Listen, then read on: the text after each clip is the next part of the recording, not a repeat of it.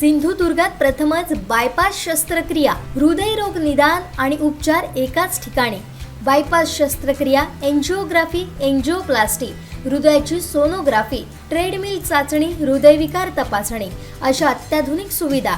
MJPJAY योजनेअंतर्गत bypass आणि एंजिओप्लास्टी अगदी मोफत। आवश्यक कागदपत्रे, ओळखपत्र, मतदान card, Aadhaar card, ration card, bank passbook, mobile number, cashless सेवा उपलब्ध। Super speciality lifetime hospital, Padve, Kasal Malvan मार्गालगत, तालुका कुडाळ, जिल्हा सिंधुदुर्ग। गणपती काळात खासगी बसेस किती दर आकारू शकतात याबाबत सहाय्यक प्रादेशिक परिवहन अधिकारी नंदकिशोर काळे यांनी महत्त्वाची माहिती दिली। पाहूयात। नमस्कार, मी नंदकिशोर काळे, सहाय्यक प्रादेशिक परिवहन अधिकारी सिंधुदुर्ग। सर्वप्रथम मी उपप्रादेशिक परिवहन कार्यालयातर्फे आता येणारा जो गणेशोत्सव आहे त्यासाठी मी सर्वांना खूप खूप शुभेच्छा देतो। आणि आपल्या जिल्ह्यामध्ये जे मुंबई पुण्याहून चाकरमानी येतात त्यांची दरवर्षी अशी म्हणजे कंप्लेंट असतात आमच्या की बाबा जे प्रायव्हेट बसेस आहेत ते फार भाडेवाढ करतात या पिरियडमध्ये।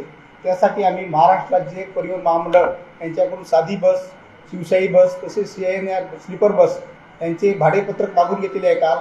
आणि ते भाडेपत्रकानुसार कोणती आपले खाजगी बसेसमध्ये प्रवास करणार तर त्याचं तिकीट आहे त्या दीडपट घेता येणार त्याला। दीडपटापेक्षा जर कोणी त्यांची जास्त मागणी केली असेल तर त्या गाडीचा नंबर आणि तो तिकीट आम्हाला आमचा जो मेल ID दिलेला आहे तसेच माझा WhatsApp क्रमांक दिलेला आहे, याच्यावर त्यांनी जरूर तक्रार नोंदवावी ही आमची कळकळीची विनंती। तसेच आपल्या जिल्ह्यामध्ये जे रेल्वे स्टेशन आहेत 4-5 रेल्वे स्टेशन तिथे सुद्धा लोकांची अशीच ओरड असते की बाबा ऑटो रिक्षावाले जवळचं भाडं नाकारतात आणि भाडेवाढ करतात। त्यासाठी आम्ही तिथे सुद्धा सगळ्या रेल्वे स्टेशनवर बोर्ड लावून आमचा मोबाईल नंबर तसेच मेल ID दिलेला आहे।